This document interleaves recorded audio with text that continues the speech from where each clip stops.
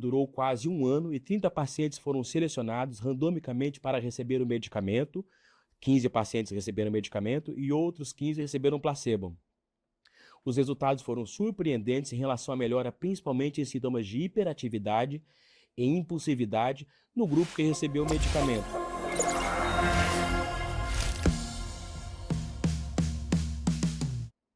E cannabis e TDAH?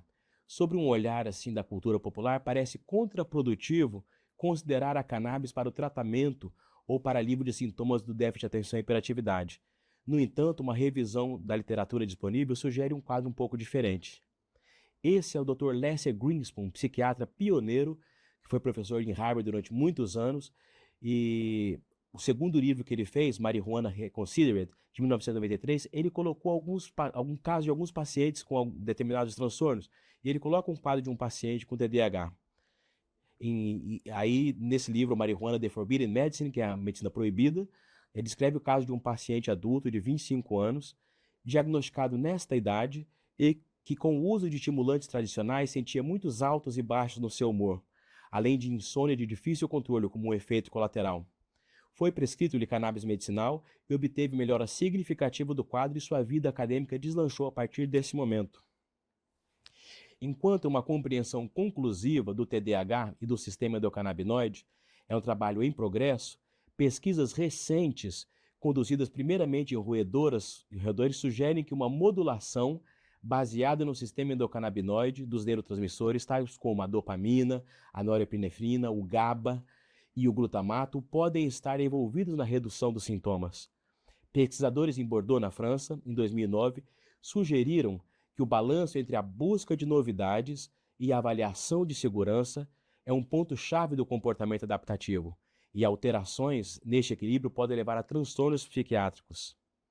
A busca excessiva por novidades e baixo controle dos impulsos são bem conhecidas características de pessoas com TDAH.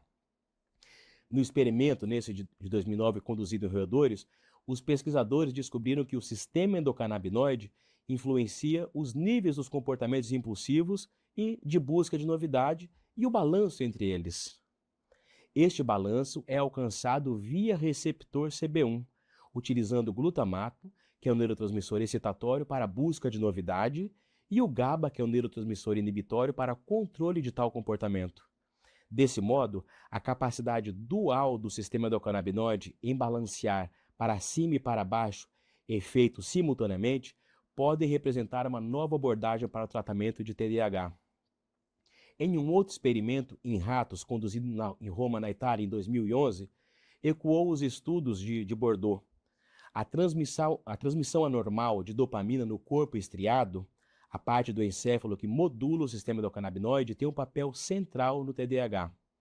Pesquisadores apontaram o receptor CB1 como candidato ao desenvolvimento de novas moléculas para com ele interagir como forma de tratamento para o TDAH e sugerem que estratégias terapêuticas voltadas para a participação do sistema endocannabinoide podem ser efetivas nesse transtorno. Pesquisadores de Melbourne, na Austrália, em 2012, induziram quimicamente sintomas de desatenção e hiperatividade em ratos, né? Eles induzem isso fazendo algumas substâncias, né? Após administraram CBD 3 mg por quilo e clozapina, que é um antipsicótico com uso off-label para alguns sintomas de TDAH, em 2 grupos separados desses roedores. E depois mediram e compararam 3 sintomas: redução de comportamento de investigação, atenção de curta duração e hiperatividade. Os resultados demonstraram que tanto o CBD quanto a clozapina normalizaram o comportamento de exploração social, reduziram a hiperatividade, mas que não tiveram efeitos na melhora da qualidade da atenção. Um estudo de caso foi conduzido em Heidelberg, na Alemanha, em 2008, em um jovem de 28 anos com diagnóstico de TDAH. E é bem interessante que ele foi pego pela polícia porque estava dirigindo fumando maconha, e ele foi ser pesquisado na universidade porque ele disse para a polícia que dirigia melhor depois que ele fumava maconha. E eles decidiram investigar isso de uma forma um pouco mais sistemática, né? E os pesquisadores escreveram na primeira consulta. Ele chegou sem utilizar maconha naquele dia, sua atitude era insistente, querelante, ele expressava impaciência, batendo seus dedos sobre a mesa, Ele constantemente mudava de posição, colocava os braços atrás da cabeça e empurrava a mesa à sua frente.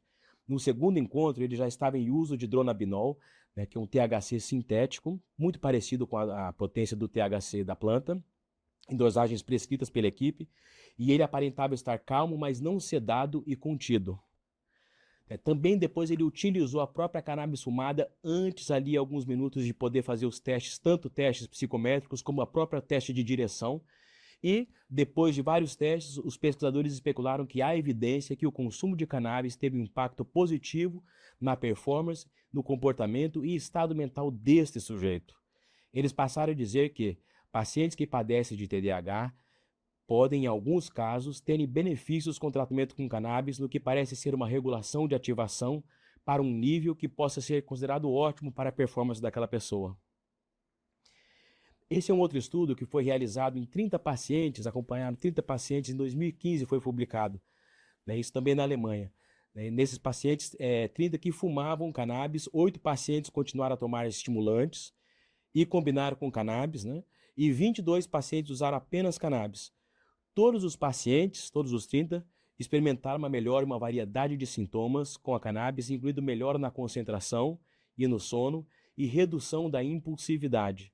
Em 5 casos foi utilizado o dronabinol, que também foi eficaz, aquele THC sintético. Essa é a doutora Ruth Cooper, psiquiatra e pesquisadora do NHS inglês, e ela conduziu o único estudo duplo cego randomizado com canabinoides para TDAH. Esse estudo foi publicado em 2017, né? E utilizaram aí o Sativex junto com o placebo, né? Lembrando que o Sativex, que aqui no Brasil tem o nome de Mevatil, ele tem partes iguais de THC para CBD, né? Na verdade é 27 mg por ml de THC e 25 mg por ml de THC. O estudo durou quase 1 ano e 30 pacientes foram selecionados randomicamente para receber o medicamento. 15 pacientes receberam o medicamento e outros 15 receberam placebo. Os resultados foram surpreendentes em relação à melhora, principalmente em sintomas de hiperatividade e impulsividade no grupo que recebeu o medicamento, e com boa segurança e tolerabilidade. Na questão da atenção e concentração, teve uma diferençazinha estatística significativa, mas talvez não apareceu não tanto importante por conta do N pequeno, mas isso é algo para ser investigado melhor. E lembrando que as dosagens médias estavam aí por volta de 13 a 14 miligramas de THC e de CBD por dia. Esse é outro estudo um pouco mais recente, mas não é um estudo duplo cego, é um estudo de um acompanhamento de casos específicos, né? Três relatos de caso. E tem um caso bastante interessante de um paciente caucasiano, de 18 anos, com TDAH, que toma metilfenidato intermitentemente desde a 3ª série. Ele não gosta de ser medicado com estimulantes porque sentia que eles mudavam sua personalidade e continuava a lutar contra a regulação emocional. Aos 17 anos, ele recebeu prescrição de lítio e decidiu começar a usar óleo de canabidiol, 50 mg por ml, né, numa proporção de 20:1 de CBD para THC, uma vez ao dia, na hora de dormir. Depois que um membro da família o recomendou. Tomar cannabis, diz ele, faz com que ele se sinta mais relaxado e o ajuda a se concentrar e se sentir mais ele mesmo. A combinação de lítio, 300 mg ao deitar, de cannabis, 1 ml ao deitar, e um bom sistema de apoio, segundo ele, mudou completamente a sua vida. Anteriormente, ele não tinha motivação, não ia bem na escola e foi internado para tratamento psiquiátrico de um quadro depressivo.